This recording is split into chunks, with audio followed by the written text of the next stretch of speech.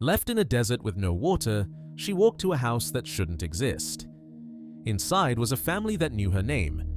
She had been driving for 11 hours straight across the bleached emptiness of the Nevada basin when the engine coughed twice, shuddered like something dying, and went silent. Marisol Vega was 23 years old, 5 months pregnant, and had exactly 1 bottle of water left, half empty, warm as bathwater, so sitting in the passenger seat next to a duffel bag that contained everything she owned in the world. She expected to die out there. What she didn't expect was to find a house with lights on in a place where no house should have been, and to hear a woman she had never met say her full name, Marisol Caterina Vega, before she even opened her mouth. But to understand how Marisol ended up stranded in 114-degree heat in the middle of a desert that doesn't appear on most maps, you have to go back. You have to go back 17 years to a stucco house on Ramona Street in Thermal, California, a town so small and so hot that most people who lived there described it not as a place, but as a condition. Thermal sat in the eastern Coachella Valley, far from the golf courses and date palm boutiques of Palm Springs, in a stretch of agricultural flatland where the air tasted like dust and fertilizer and the temperature in July could crack 120 without apology. The Vega house was the third from the corner, painted a fading coral that Marisol's mother Dolores had chosen from a hardware store catalog in 1989 because she said it reminded her of the bougainvillea that climbed the courtyard walls of her grandmother's house in Guanajuato. By the time Marisol was old enough to notice, the paint had faded to the color of sunburned skin, and the bougainvillea Dolores had planted along the front fence had died twice and been replanted 3 times. See, as if the act of growing something beautiful in that heat was a war her mother refused to lose. Dolores Vega was a woman built from contradictions. She was barely 5 feet tall, but had a voice that could stop a room. She worked 6 days a week at a date packing facility 12 miles north, standing on a concrete floor for 9 hours, sorting fruit with hands that were perpetually cracked and stained a deep amber. She came home smelling like sugar and sweat and exhaustion. And yet, every single night she cooked dinner from scratch, rice and beans and whatever protein was cheapest that week, and she set the table with cloth napkins she had inherited from her own mother, napkins embroidered with small blue flowers that were fraying at the edges but were washed and pressed every Sunday without fail. Dolores believed in 3 things with absolute, unshakable conviction: the Virgin of Guadalupe, the importance of education, and the idea that dignity was not something the world gave you, but something you carried inside yourself, regardless of what the world tried to take. She told Marisol this so many times it became a kind of prayer. "You carry it inside, mija. They can take everything else." Not that. Marisol's father, Roberto, was a different kind of presence. Large where Dolores was compact, quiet where she was vocal, uncertain where she was resolute. He worked construction when there was construction to be had, which in the Eastern Valley meant seasonal at best. The rest of the time, he picked up day labor, drove a delivery route for a bakery in Indio, or sat on the back porch drinking Tecate from a can and staring at the chocolate mountains in the distance as if they owed him an explanation. Roberto was not a cruel man. Marisol would spend years trying to figure out what he was, and the closest she ever came was this. He was a man who had been promised a life he never received. And the gap between the promise and the reality had hollowed something out of him that he didn't know how to fill. He loved his daughter in the way that some men love, silently, clumsily, in gestures rather than words. He built her a bookshelf from scrap lumber when she was 9. He drove 45 minutes to a second-hand store in Palm Desert to buy her a used graphing calculator when she started algebra. He never said, "I'm proud of you." He never said, "I love you." But the bookshelf was sanded smooth and level, and the calculator had new batteries in it when he handed it over, and Marisol understood, or tried to understand, that these things were his language. The trouble in the Vega household did not arrive suddenly. It crept in the way heat creeps into a house with bad insulation, slowly, steadily, until one day you realize the air itself has become unbearable and you can't remember when it started. Roberto began drinking more. Not dramatically more, or not falling down drunk more, but steadily, consistently more. 2 beers became 4, became 6, became a bottle of something harder on the weekends. Dolores's jaw tightened. The prayers grew longer. The arguments, when they came, were conducted in furious whispers behind a closed bedroom door, as if volume were the only form of violence and keeping quiet made everything acceptable. Our Marisol lay in her narrow bed 11 feet from that door and listened to the muffled sound of her parents' marriage coming apart, syllable by syllable, night after night, for 3 years.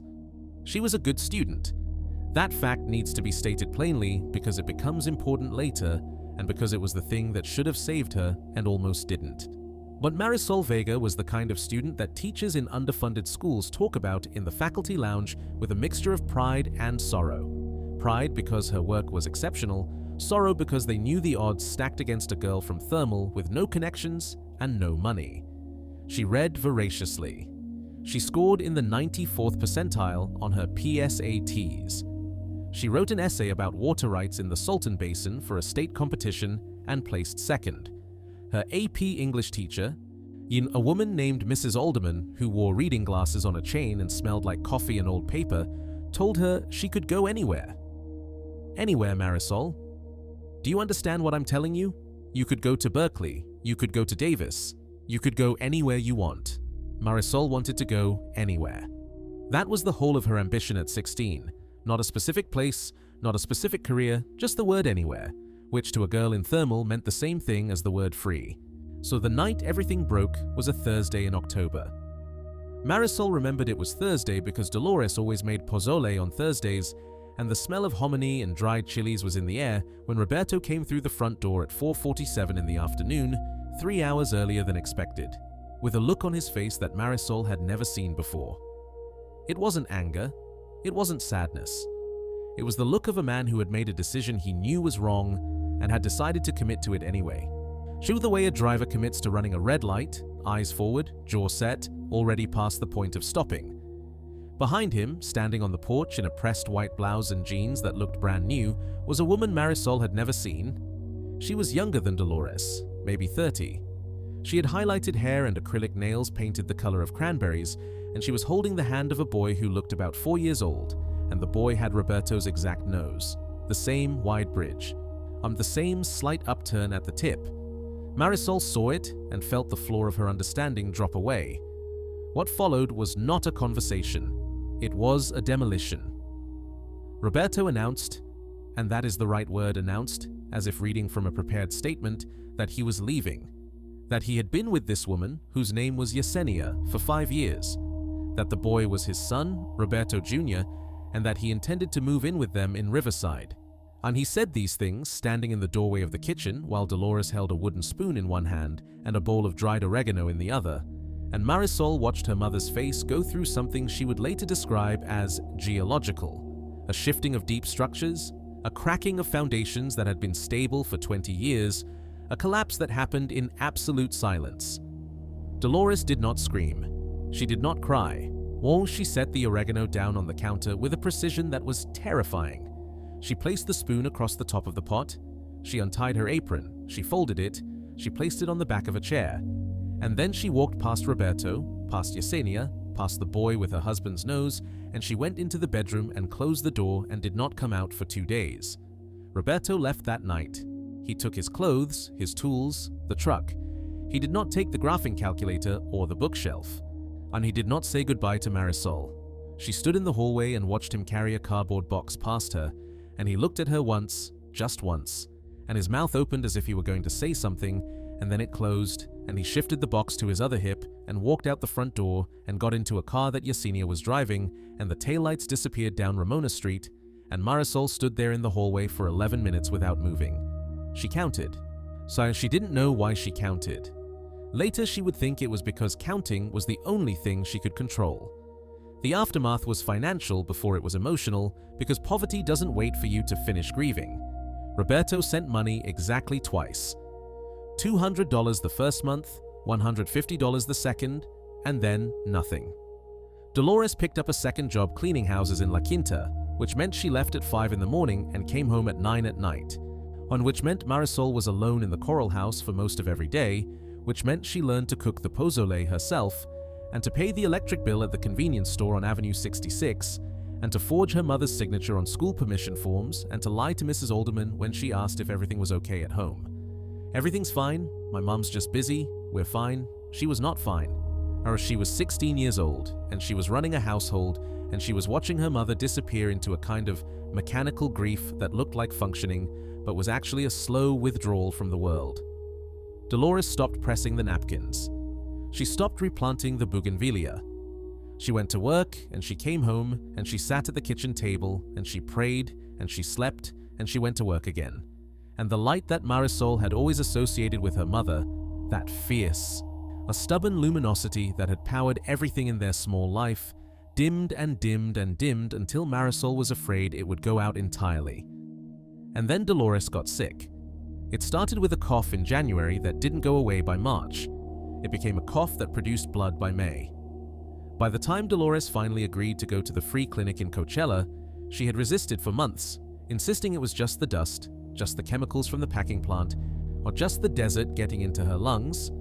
The diagnosis was stage 3 lung cancer, and the doctor who delivered it, a young resident who looked barely older than Marisol, explained in careful, halting Spanish that the tumor was inoperable, but that chemotherapy might buy time.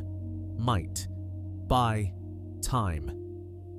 3 words that Marisol would replay in her mind for years, each one a small, precise cruelty. Not cure, not heal. Buy time. As if her mother's life were a commodity on a shelf, and all they could do was negotiate the price. Dolores refused treatment. She said she could not afford to miss work. She said God would decide. She said she was tired, mija, so tired, and Marisol heard in that word, tired, not the exhaustion of a sick woman, but the surrender of a woman who had spent her entire life carrying something too heavy and had finally, quietly set it down. Marisol was 17 when Dolores died. It was August. The temperature outside was 118 degrees, and the bougainvillea was dead again. Dolores weighed 89 pounds at the end, and Marisol had to carry her to the bathroom because she could no longer walk, and the most vivid memory Marisol would carry from those final weeks was not the death itself, which happened at 3:15 in the morning, quietly, between one breath and the absence of the next, but the weight of her mother in her arms. How light she was. How impossible it seemed that a woman who had been so immovable, so solid, and so fundamentally, there could weigh less than the duffel bag Marisol would later pack when she left. The funeral was attended by 11 people. Roberto did not come. He did not call. He did not send flowers. Mrs. Alderman came and she held Marisol's hand during the service, and afterward, she pressed a white envelope into her palm that contained $300 in cash and a note that said, "This is not enough. Nothing I can give you is enough. But please don't disappear." The word disappear was underlined twice.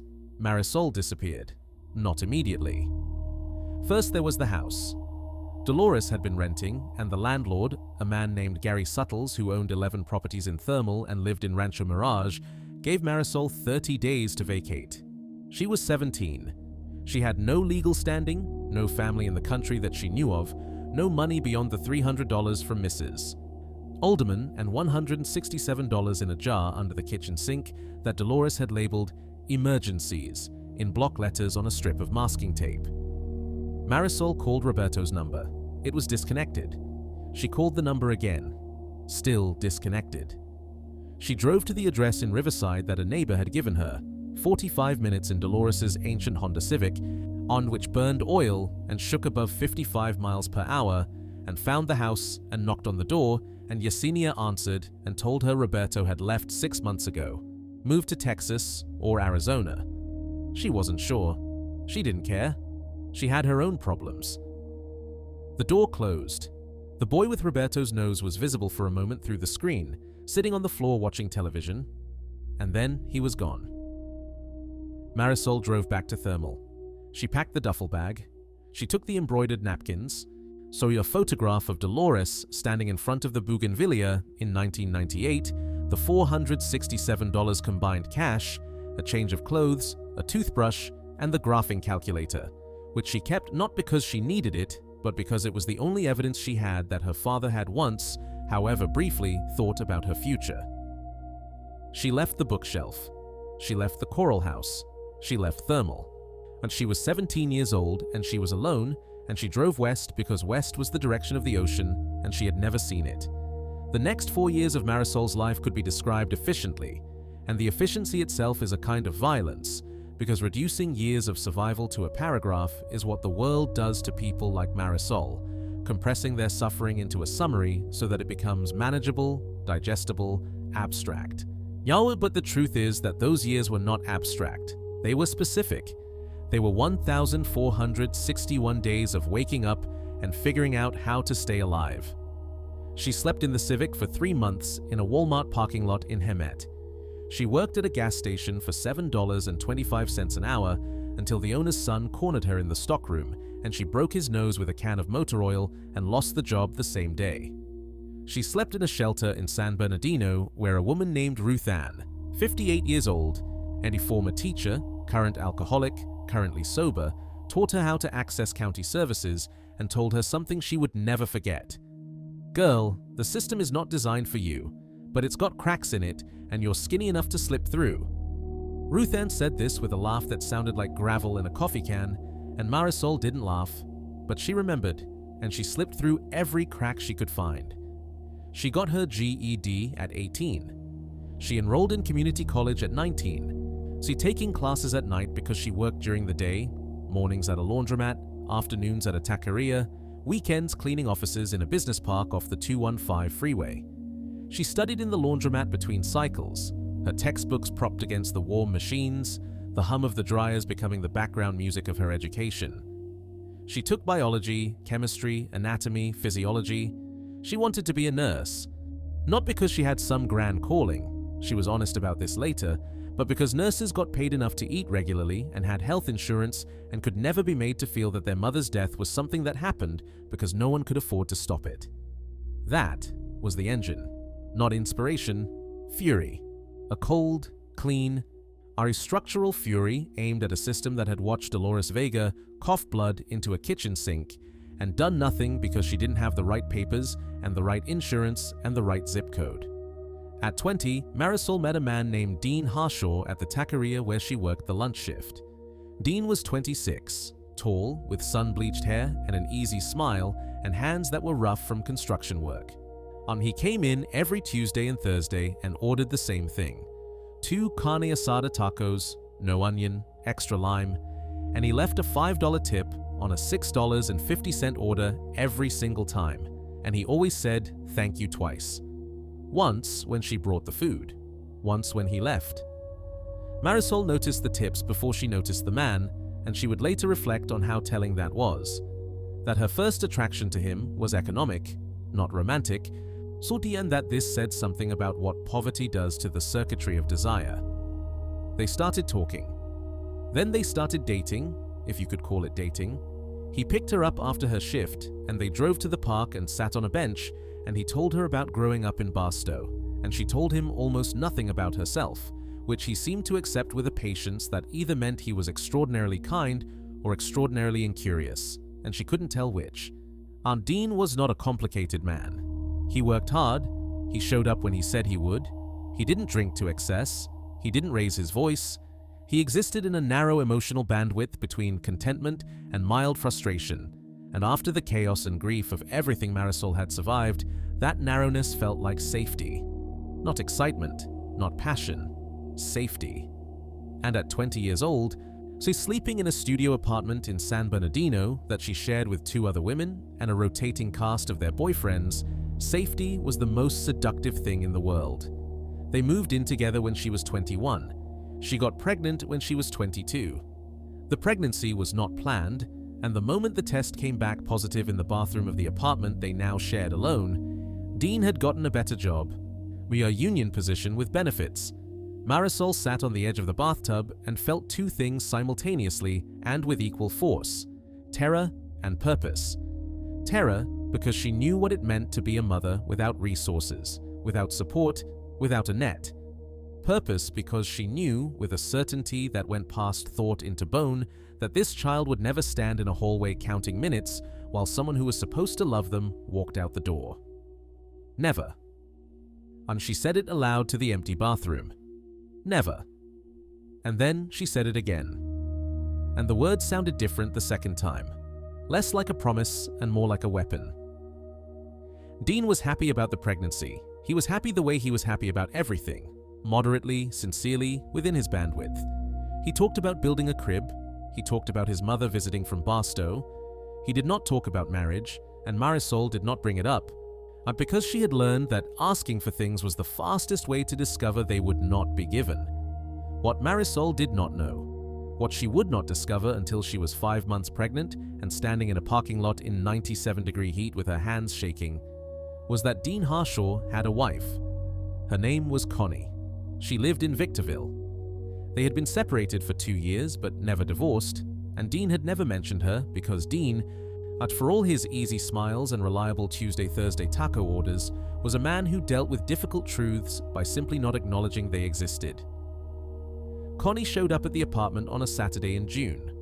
She was small and furious, and she had a folder of documents, a marriage certificate, tax returns filed jointly, a deed to a house in Victorville that was in both their names, and she laid them out on the kitchen table like evidence in a trial, which, in a sense, it was.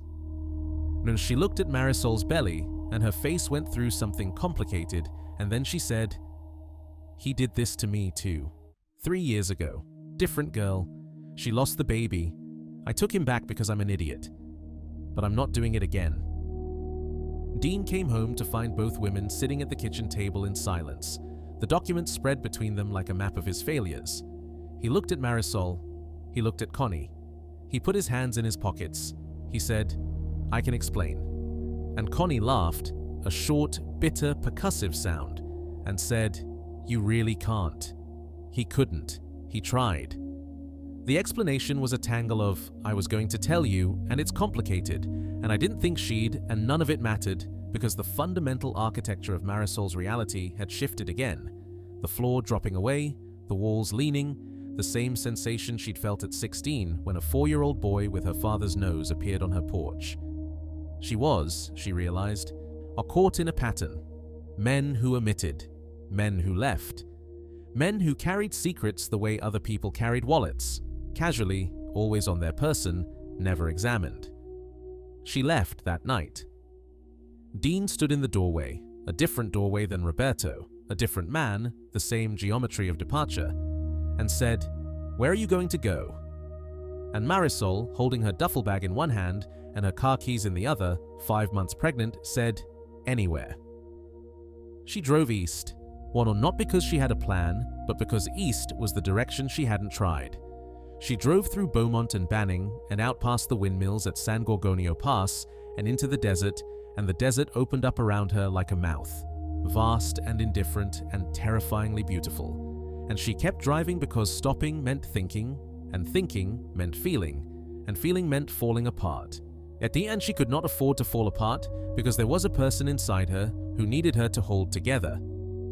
She drove through Palm Springs without stopping, through Indio, through Thermal. She saw the exit sign and her hands tightened on the wheel, and she did not turn, through the eastern edge of the Salton Sea, where the water was low and the shore was crusted with white salt and dead tilapia, and the smell was something ancient and wrong. On she drove past the bombing ranges and the date groves and the last gas station and into the open basin where the road became a thread and the landscape became the surface of another planet. Flat, beige, shimmering, endless. She was heading vaguely toward Arizona.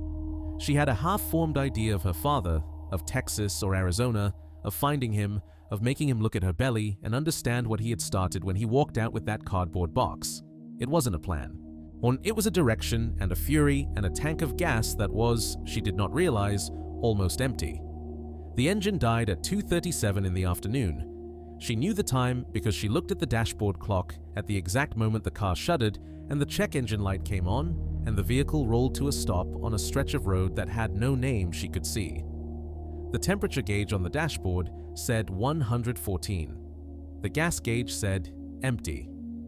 The water bottle in the passenger seat was warm and half full, on maybe 6 ounces, and Marisol sat in the driver's seat and placed both hands on her belly and said, out loud, to no one, "Okay."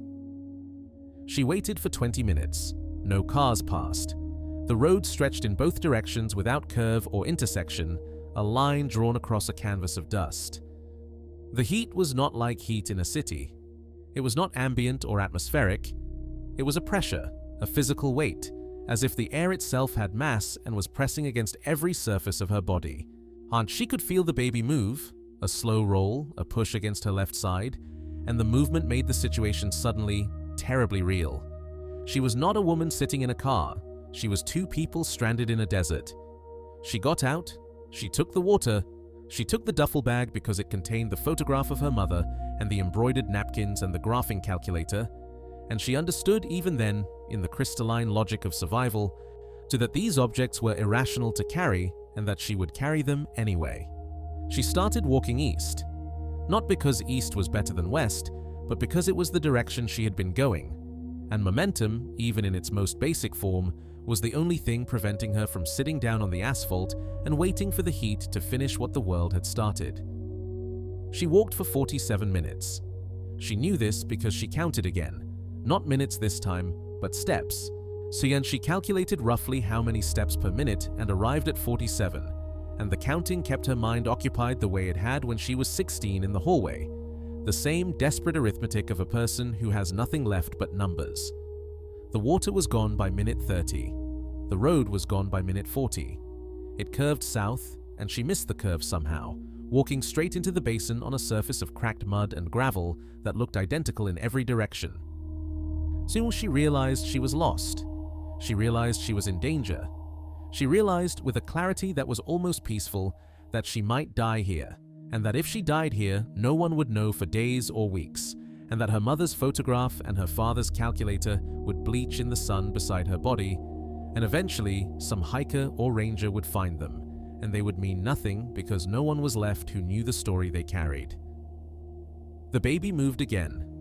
A kick this time, not a roll. Hard, but insistent, as if the child was saying, walk.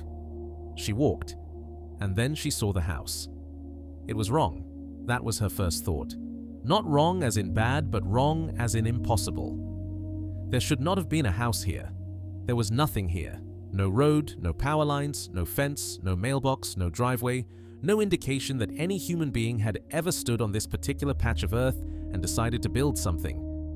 But there it was, maybe 300 yards ahead, a low structure the color of the desert itself, with a flat roof and what looked like a porch, and, she squinted, not trusting her eyes, not trusting anything, lights. Yellow lights in the windows. In 114-degree heat, in the middle of a desert basin, in a place with no road and no power lines, there was a house with lights on. Marisol had read about mirages. She knew that heat and exhaustion could make the brain manufacture images, water that wasn't there, cities floating above the horizon, the desperate architecture of hope projected onto nothingness. She kept walking and the house did not dissolve. It got larger, it got more detailed. She could see the porch now, wooden, weathered, with 2 chairs and a table between them. She could see a garden, an actual garden, green and impossible, running along the east side of the house, and the sight of growing things in this dead landscape was so incongruous that she stopped walking and stood still for a full 15 seconds, on trying to reconcile what she was seeing with what she knew to be possible. She reached the porch. She climbed 2 steps. The wood was real under her feet. The door was painted a deep, dusty red. There was a knocker, iron, shaped like a hand. She reached for it, and before she could touch it, the door opened and a woman stood there. The woman was old, maybe 70, maybe older. She was short and brown-skinned, and her hair was white and pulled back in a braid, and she wore a cotton dress the color of blue corn and an apron that had flour on it, and her hands were dusted white as if she had been kneading dough, and her eyes were dark and sharp and looked at Marisol with an expression that was not surprise. That was the thing Marisol would remember more than anything else. The woman was not surprised. She looked at Marisol, sunburned, pregnant, dehydrated, carrying a duffel bag in the middle of nowhere. And she was not surprised. She said, "Marisol Catarina Vega, come inside. You're late." Marisol did not move. Her mouth was too dry to form words properly, but she tried anyway, and what came out was a cracked whisper. "How do you know my name?" The woman smiled. It was a small smile, not warm exactly, but certain. The smile of someone who has been waiting. She said, "I knew your grandmother. Come inside before you fall down. There's food on the table."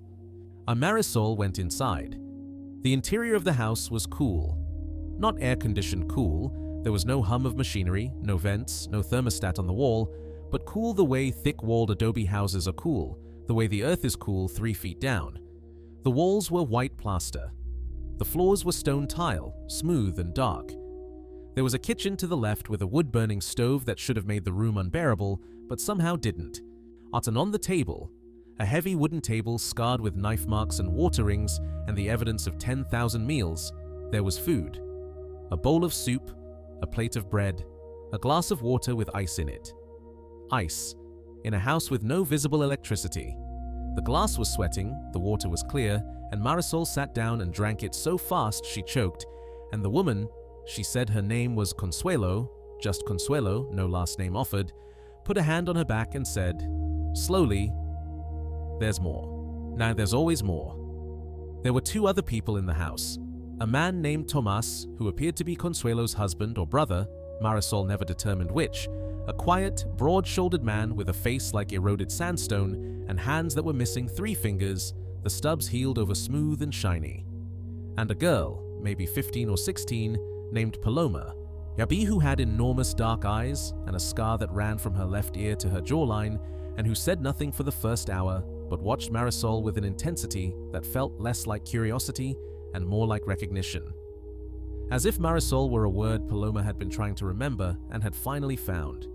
The soup was chicken and rice and herbs Marisol couldn't identify, something green and sharp and almost medicinal, and it was the best thing she had ever eaten. And not because of its flavor, but because of what it represented. Someone had made food for her. Someone had set a place. Someone had anticipated her arrival. The impossibility of this should have frightened her, and later it would, but in the moment she was too dehydrated, too exhausted, too pregnant, and too grateful to do anything but eat. After she ate, Consuelo led her to a small room at the back of the house.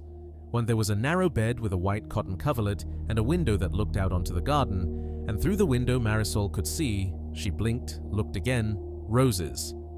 Pink roses growing in the desert, blooming in August, which was not possible, and yet there they were, their petals vivid against the beige emptiness beyond the garden's edge. Consuelo said, "Sleep now. We'll talk when you wake up." And Marisol lay down and placed her hands on her belly and felt the baby kick once, gently, as if in agreement, and she slept. She slept for 14 hours. When she woke, it was early morning. The light through the window was gray gold, the temperature already climbing but not yet cruel. And Paloma was sitting in a wooden chair in the corner of the room, watching her.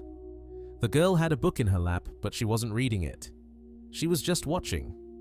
Marisol said, "How long have you been sitting there?" And Paloma said, "I wanted to make sure you didn't stop breathing. You were so still." And Marisol understood something about the girl in that moment, that she had watched someone stop breathing before, someone she cared about, and that the watching had left a mark deeper than the scar on her jaw. Over the next 3 days, Marisol learned things about this household that did not add up, but that she accepted anyway because the alternative was walking back into the desert. The house had no electricity, but the lights worked. Oil lamps, Consuelo said, but they looked electric. The house had no running water, but there was water. A well, Consuelo said, but Marisol never heard a pump. The garden grew things that should not grow in this climate: roses, herbs, tomatoes, squash, chilies, and Tomas tended it every morning in the gray light before dawn, moving between the rows with the deliberate patience of a man performing a ritual rather than a chore.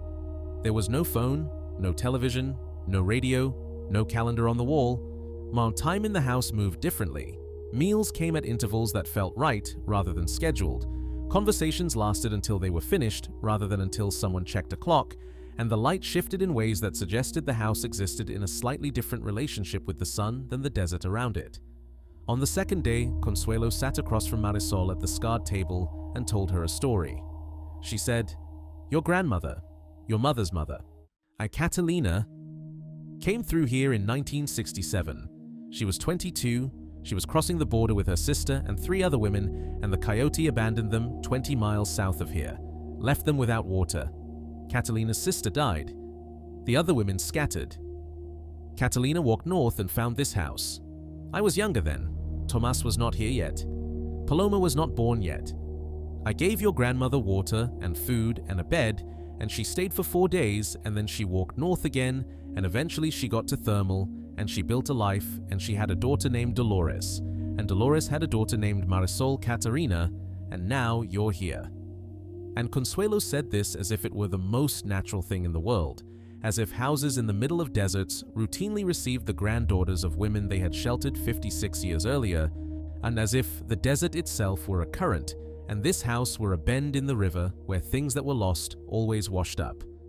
Marisol said, "That's not possible. My grandmother died in Guanajuato. She never came to the United States." Consuelo said, "That's what Dolores believed. That's not what happened." Marisol said, "How do you know my mother's name?" Consuelo said, "Because Catalina talked about her. She was pregnant when she came through, just like you. See, she didn't know the baby would be a girl yet. She said, if it's a girl, I'll name her Dolores because my mother's name was Dolores, and she taught me that suffering is just love wearing heavy clothes. And I thought that was the most beautiful, terrible thing I'd ever heard." Marisol felt something crack inside her chest. Not break, crack. The way earth cracks before water comes through. She said, "My grandmother made it across?" Consuelo said, "Your grandmother made it across. She lived in Thermal for 41 years. She raised your mother. She died when your mother was 30, the same year you were born. She never went back to Guanajuato. She never told the family she survived because she was ashamed that her sister didn't. She carried that guilt like a stone in her chest for her entire life, and your mother, Dolores, carried it too without knowing what it was, because grief doesn't need to be explained to be inherited. It just moves through the blood like sugar, or like iron." Marisol was crying. She hadn't decided to cry. The tears came the way the baby had kicked, involuntarily, from a place deeper than decision. She said, "Why didn't my mother ever tell me?" Consuelo reached across the table and took Marisol's hand. Her fingers were rough and warm and stronger than they looked. She said, "Your mother didn't know." Catalina never told her the full story. She told her she came from Guanajuato, which was true. She told her the family was still there, which was also true. She didn't tell her about the crossing, about the coyote, about the sister who died, about this house. She buried it. People bury things, Marisol, not because they're weak, because the things are too heavy to carry in the open. On the third day, Tomas fixed Marisol's car. She had not asked him to. She had not told him where the car was. But at dawn on the third day, he left the house and walked into the desert and came back 4 hours later driving the Honda Civic, which was running. Not well, but running. And when Marisol asked how he found it, he said, "The desert is smaller than you think. Everything is closer than it looks." And Marisol accepted this the way she had accepted everything else in this house, by choosing not to examine it too closely, because some truths are like the lights in Consuelo's house. They work, and asking how they work might make them stop. Consuelo packed food for the drive. Rice and beans wrapped in foil. Bread. A soya jar of the green herbs in oil. 3 bottles of water, cold, with ice. She packed it into a paper bag and set it on the passenger seat of the Civic next to the duffel bag, and she looked at Marisol and said, "You're going to be a good mother." And Marisol said, "How do you know?" And Consuelo said, "Because you walked 47 minutes in 114-degree heat with a duffel bag full of napkins and a calculator instead of sitting down and giving up. That's how I know. And stubbornness is the wrong word for what you have. I don't know the right word, but your grandmother had it too." Paloma stood on the porch and did not say goodbye. She just watched. She held the book. Marisol could see now it was a Bible, old, with a cracked leather cover. And she watched with those enormous dark eyes. And when Marisol raised a hand in farewell, Paloma raised hers back, and on her palm, briefly visible in the morning light, Marisol saw a scar identical to the one on her jaw, as if someone had once driven something sharp through the girl's hand. And the image stayed with Marisol for years, the raised palm, the scar, the silence. She drove west. She did not drive to Arizona. She did not look for Roberto. She drove back through the basin, past the Salton Sea, past Thermal. She looked at the exit this time, really looked, and she said out loud, "I'll come back when I'm ready." And she drove to San Bernardino, and she went to the shelter, and she found Ruth Ann. See, who was sober still and surprised to see her, and not surprised at the belly, and who said, "Girl, what now?" And Marisol said, "I need a place to stay for 3 months, and then I need a job that has health insurance." And Ruth Ann said, "Sit down, tell me everything." The baby was born in November, a girl, 6 pounds, 11 ounces. Marisol named her Catalina Dolores Vega, and the nurses in the delivery room asked if those were family names, and Marisol said yes and did not elaborate.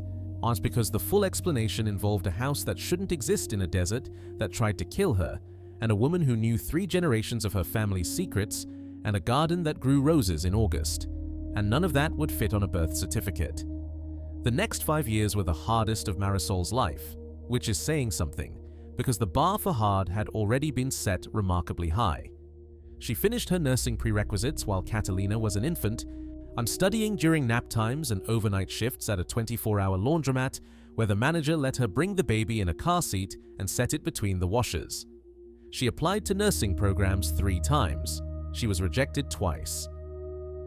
The third application, to a program at a community college in Riverside, was accepted, and she started classes the week Catalina turned 2, and for the next 2.5 years, she existed in a state of perpetual, grinding, the unglamorous endurance that no one would ever make a movie about because it was not dramatic. It was just hard. It was waking at 4:30 and dropping Catalina at a home daycare run by a Guatemalan woman named Marta, who charged $25 a day and never once made Marisol feel ashamed of paying late. It was sitting in lecture halls with students 10 years younger who complained about their parents and their boyfriends, while Marisol calculated whether she could afford both groceries and gas.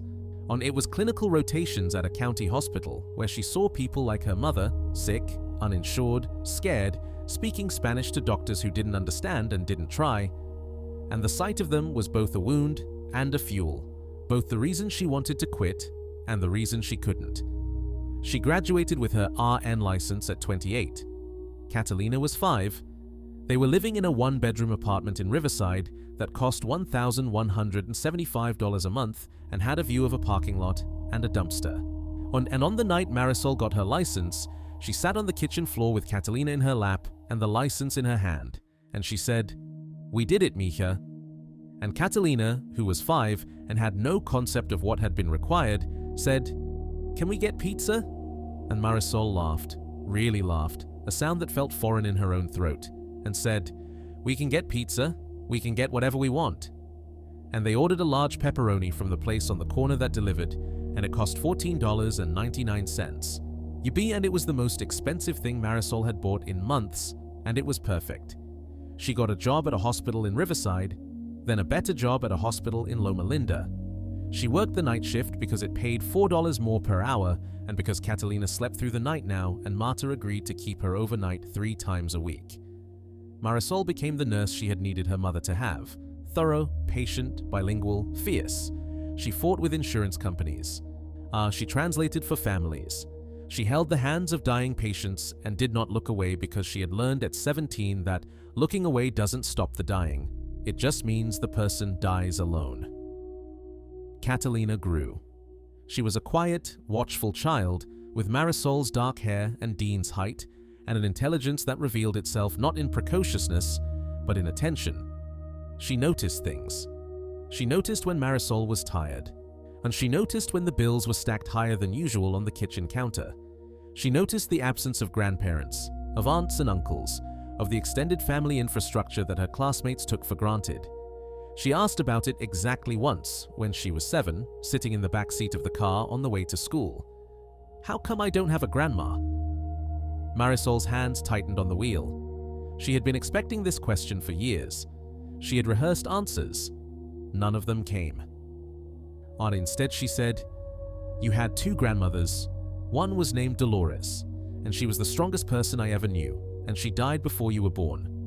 And one was named Catalina, and that's who you're named after, and I never met her, but I know she was brave because she walked through a desert to build a life for us." And Catalina said, What about a grandpa? And Marisol said, that's a longer story. I'll tell you when you're older. And Catalina, keen with the preternatural wisdom of a 7-year-old who has learned to read her mother's silences, said, okay. And then, can I have a granola bar? Time passed. Not the compressed montage version of time, but the real kind. Slow, repetitive, measured in school years, and lease renewals and oil changes and dentist appointments, and the small, accretive work of building a life from nothing. Marisol earned. Marisol saved. Marisol moved to a 2-bedroom apartment. On then a small house with a yard in Redlands, rented, but a house with a lawn and a lemon tree and a front porch where she sat in the evenings after Catalina went to bed and drank coffee and looked at the sky and thought about things she didn't talk about. The coral house, the desert, the house that shouldn't have been there, Consuelo's hands, Paloma's scar, the roses. She thought about going back. Or she thought about it the way you think about a dream after waking. The details fading but the feeling remaining, the sense that something important happened that you can't quite access in daylight. She could not have found the house again if she tried. She hadn't noted the coordinates. She hadn't been on a road when she walked to it. It existed in her memory as a feeling more than a location. Coolness, bread, the sound of Consuelo's voice saying her grandmother's name. When Catalina was 11, Marisol got a letter. It arrived in a plain white envelope with no return address, postmarked from a town called Neeland, which was near the Salton Sea, which was near Thermal, which was near the place where everything had started and almost ended. Inside the envelope was a single sheet of paper, handwritten in Spanish, in a script so precise and old-fashioned it looked like it had been written with a fountain pen. It said, Marisol, the roses are still blooming. Your car is still here. Tomas says the engine will not run again, but the calculator is in the glove box. Come when you're ready. Bring the girl. She has questions that only the desert can answer. See, Marisol read the letter 3 times. She checked the postmark. Nyland. She checked the envelope for any other mark or identification. Nothing.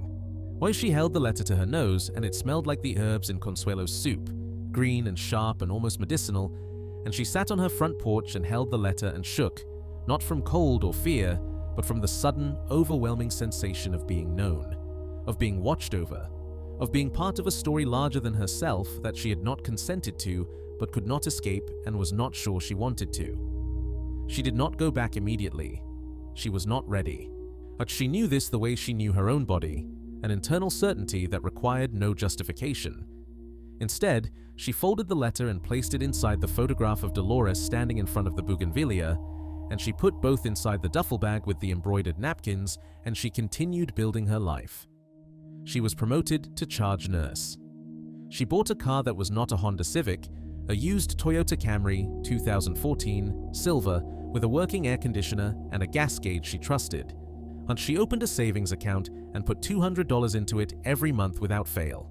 And watching the number grow was a pleasure so fundamental it bordered on spiritual. She began to make friends, cautiously, selectively, the way a person who has been badly hurt approaches connection, testing every surface for weight-bearing capacity before committing their full presence.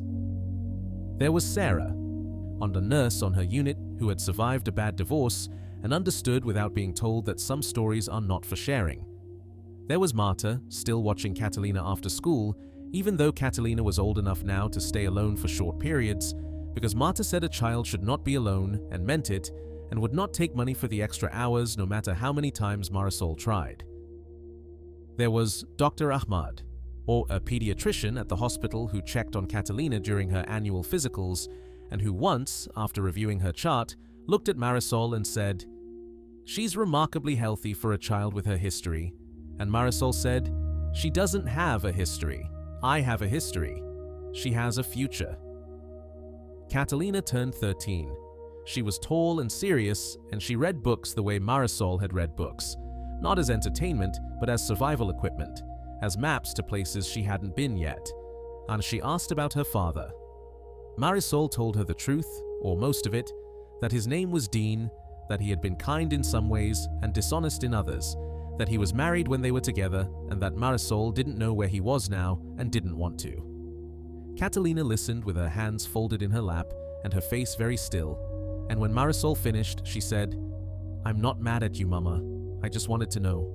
And Marisol felt something in her chest that she had been holding rigid for 13 years, softened slightly, like metal, heated just enough to bend.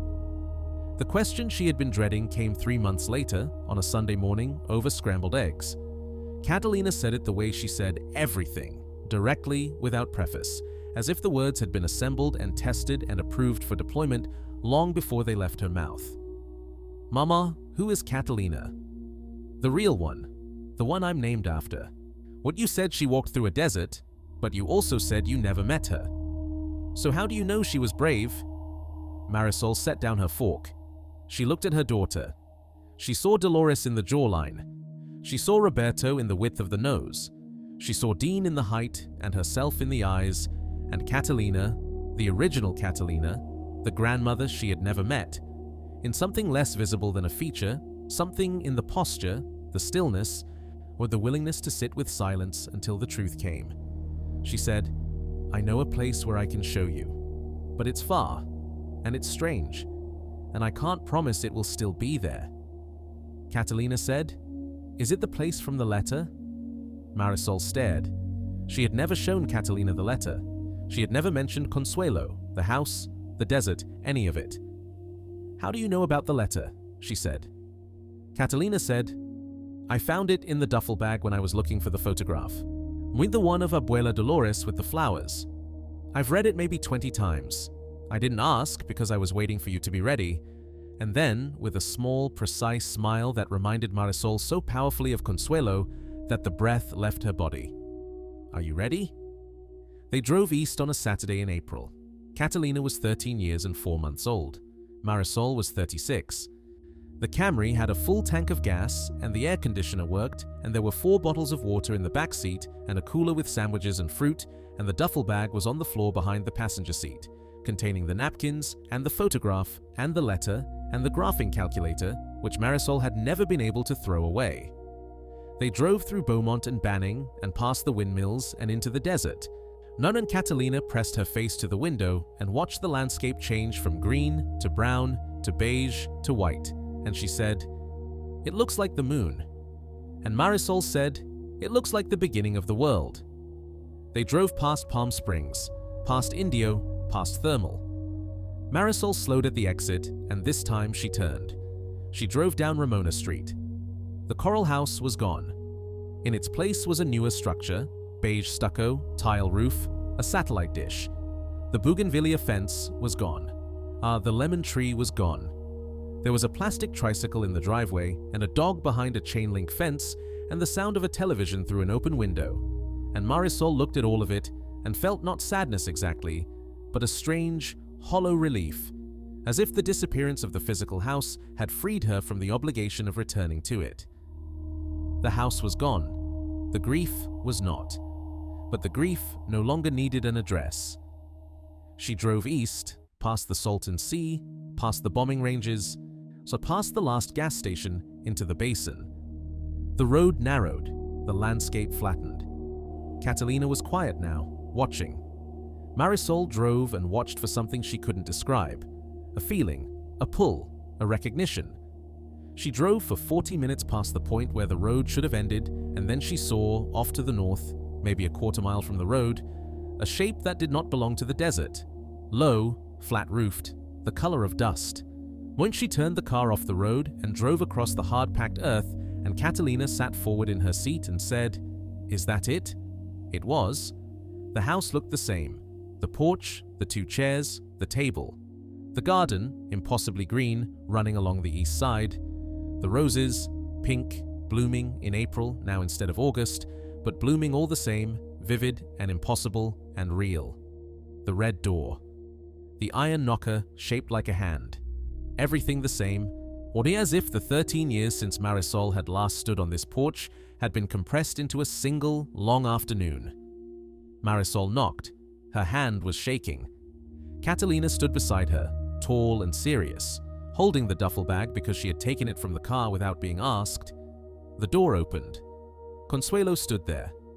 She looked exactly the same, white braid, blue corn dress, flower on her hands. She looked at Marisol and smiled the same small, certain smile, and then she looked at Catalina and the smile changed. It deepened. It opened. It became something Marisol had never seen on the old woman's face. Not certainty, but wonder. As if, for once, the thing she had expected was more beautiful than she had imagined. Consuelo said, "Catalina Dolores, you look like your great-grandmother." Catalina said, "I know. My mama told me." Consuelo said, "Come inside." Paloma made bread. They went inside. The house was cool. The stone floors were smooth. As the table was set, 4 places, as if the number had never changed, as if the house always held exactly as many people as needed to be held. Paloma was at the stove.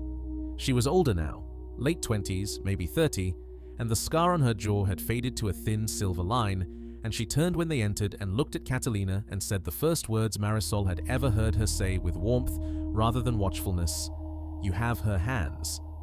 Catalina looked at her own hands. She turned them over. And she said, "Whose hands?" And Paloma said, "Your great-grandmother's. She had long fingers. She used to hold the bread dough like this." And Paloma demonstrated, palms up, fingers spread, cradling something invisible. Like she was holding something precious, like the bread was alive. Tomas came in from the garden. He had not aged either, which was impossible, but Marisol had stopped applying the word impossible to this place years ago. And he saw Catalina and nodded once and said, "The calculator is on the shelf. I brought it in from the car." And Marisol looked at the shelf by the door, and there it was. The graphing calculator, the same one Roberto had bought in Palm Desert when she was 9, sitting next to a Bible with a cracked leather cover and a small carved wooden rose that Marisol had not seen before, but that looked as if it had been there forever. They stayed for 2 days. When Consuelo told Catalina the story of her great-grandmother, the crossing, the coyote, the sister who died, the walk through the desert, the arrival at this house. She told it slowly, in both Spanish and English, switching between the languages the way a musician switches between instruments, each one carrying notes the other couldn't reach. She told Catalina about the napkins, that Catalina's great-grandmother had embroidered them herself during her 4 days in this house, and sitting at this table, pregnant and grieving and alive, stitching small blue flowers into cloth, because the act of making something beautiful was the only answer she had to the ugliness of what she'd survived. Marisol sat and listened and felt the crack in her chest widen and water come through. Not a flood, not a torrent, but a steady, sustainable flow, like a spring that has been blocked for decades, finally finding its way to the surface. She cried. Catalina held her hand, while Consuelo served soup.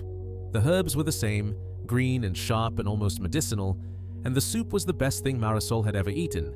Again, not because of its flavor, but because of what it meant. Someone knew her. Someone had been waiting. Someone had kept the story when the story's own family had lost it. On the second evening, Marisol sat on the porch with Consuelo, while Catalina helped Paloma in the kitchen and Tomas worked in the garden in the last light. The desert was enormous and silent, and the sky was turning the color of apricots, and Marisol said the thing she had been thinking for 13 years. "What is this place?" Consuelo said, "It's a house." Marisol said, "Houses don't grow roses in August. Houses don't have lights without electricity. Houses don't wait for people." Consuelo was quiet for a long time. She rocked in her chair.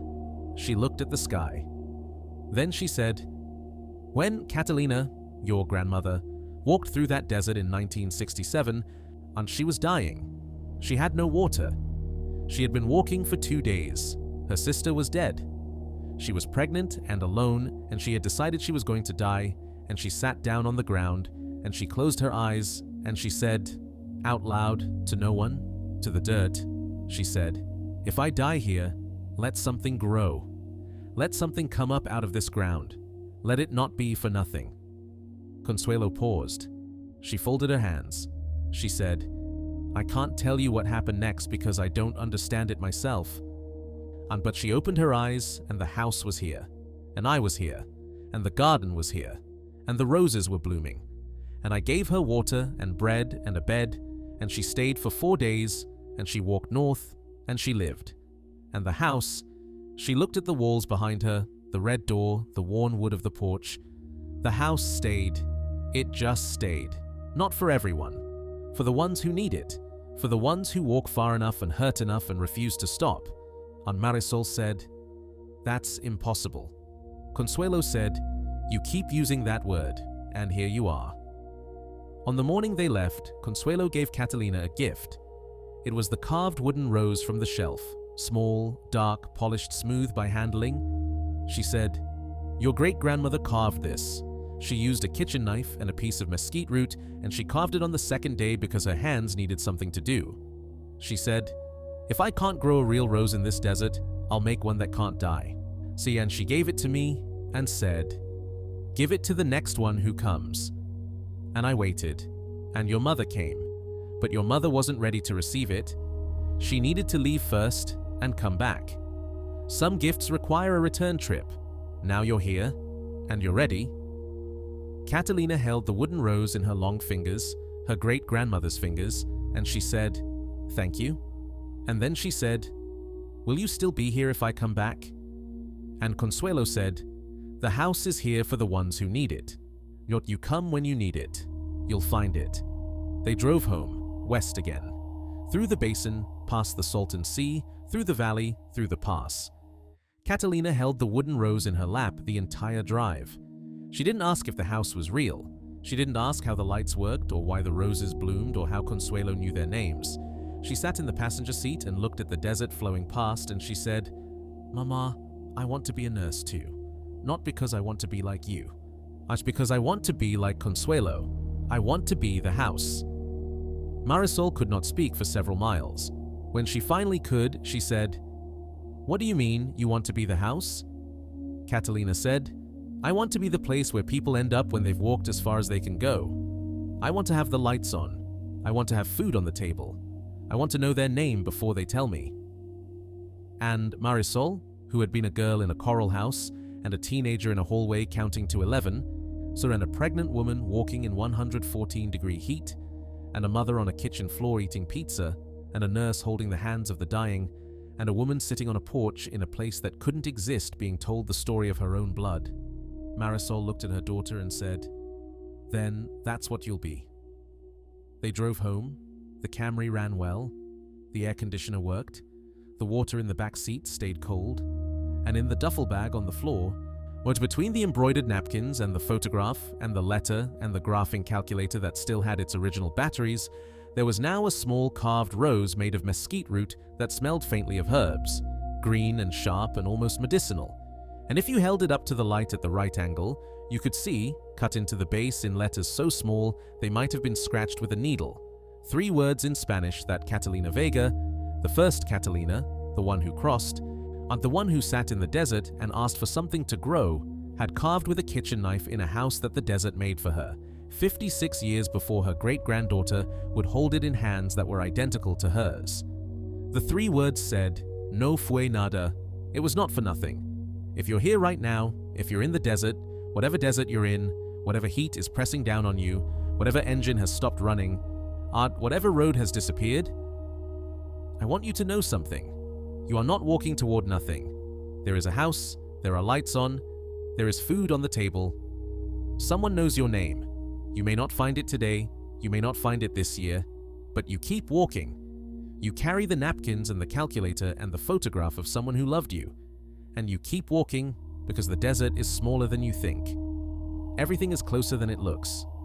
And somewhere ahead, not far, and not impossibly far, there is a red door, and it is going to open, and the person on the other side is going to look at you without surprise and say, "Come inside. You're late. There's food on the table. There's always more. There is always more."